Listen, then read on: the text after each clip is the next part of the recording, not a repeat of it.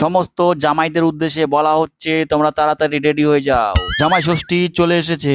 শাশুড়ি হাতের ভালো ভালো রান্না খেতে দলে দলে শ্বশুরবাড়ি যোগ দাও। আর জামাই ষষ্ঠীতে জামাই শ্বশুরবাড়ি এলে হাতে করে মিষ্টি নিয়ে আসে, তুমি কেন মিষ্টি নিয়ে আসলে না বলো? দইয়ের হাড়ি তোমাকে আনতেই হবে। गजब बेइज्जती है। আরে যাও একটা দইয়ের হাড়ি নিয়ে আসো। যাও না, নিয়ে আসো একটা।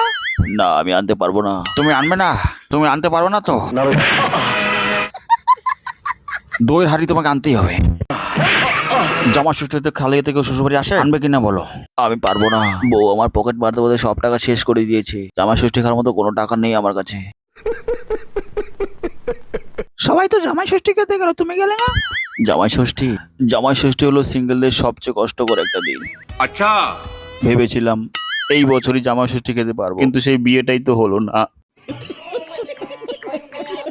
কি রে চিরু, জামাই ষষ্ঠী খেতে গেলি না তুই? তোকে কি আর বলবো রে দুঃখের কথা, এবার শাশুড়ি আমার নেমন্তন্নই করলো না। এসব কি বলছিস নাকি তুই? গত বছর ষষ্ঠীতে শাশুড়ির কাছে একটা মদের বোতল চেয়েছিলাম, তারপর থেকে আর নেমন্তন্নই করা বন্ধ করে দিয়েছে। এটা তোমার কেমন বিচার মা?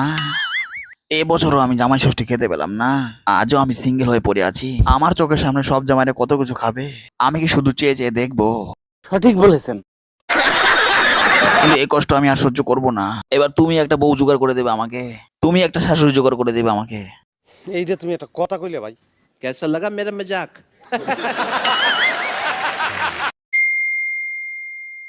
मेरे प्यारे मित्रों, अगर इस चैनल को अच्छा लगा तो लाइक करो, कमेंट करो, शेयर करो और सब्सक्राइब करना मत भूलिएगा।